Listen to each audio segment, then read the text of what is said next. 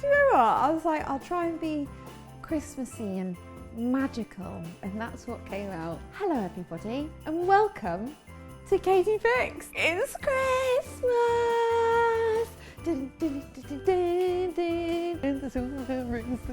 A lot of you asked for it, and now finally I'm going to give you a nut roast. Let's get going! Start with a pan on a nice high heat, and we're going to add in some oil to that. So I'm going to prep 2 onions. I'm also going to go in there with 2 sticks of celery. With your celery, just to get rid of any of those tough veins, make sure you snap the end of it and drag it down, and that will pull out all those stringy bits that you don't want to bite into. We're also going to go in with 2 cloves of garlic. Okay, let's give that a bit of a stir. Now we want these to sweat. We want them to soften. So I'm going to also add in a really generous pinch of salt. In a separate pot, what you want to do is get a nice bit of stock on the boil. So I've got in here 500 mils of vegetable stock. Once your onions and celery and garlic have all caught a bit of colour and softened beautifully, we're going to go in with 150 grams of pearl barley. I'm going to let that mix in the oils. And then keeping that heat really, really high, very importantly, we're going to go in with a glass of white wine. I mean, I'm definitely going to save some for me. Right, we're going to do a little bit of multitasking now. So what we're going to do is drop the heat down just a little bit on our pan. We're going to start adding a ladle at a time our vegetable stock. So what you want to be able to do is have all of the stock absorbed by the pearl barley before you add the next ladle. It's a little bit of TLC at this point. I'm going to get another pan on the heat.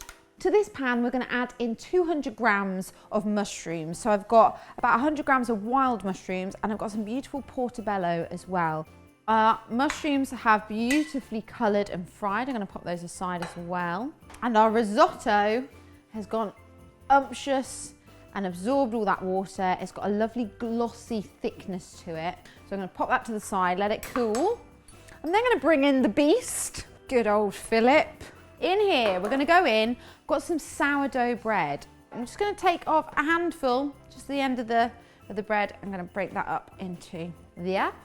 Also going to go in with 150 grams of cheddar cheese. We're then going to go in with 100 grams of pistachios and 100 grams of almonds. Then we're going to go in with some herbs.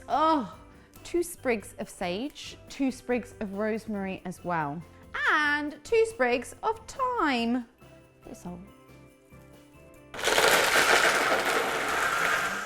Right, our risotto has now cooled to the point where I can now combine it with everything else. So into this, I'm going to chop up 1 chilli. I'm only going to go for half though, because I'm a wuss. We're also going to add in our lovely crummy breadcrumb mixture, cheese, herbs, all going in there as well. And look at that, lovely. You can see, you can imagine all those amazing flavours in there. In with our mushrooms, juice and all please. In with our whole nuts, so we've just got a few of the almonds and the pistachios left over. And in with our cranberries. So I've got here 50 grams of dried cranberries, with a little bite of sweetness in there. Give that a good stir. Okay, we're going to finish it off then to help it bind all together. I'm going to go in with a bit of lemon juice, just half a lemon, and 2 whole eggs. Give it a little whisk up. I'm going to add those in and give it a really good stir to combine. This is now going to go into a greased and lined loaf tin.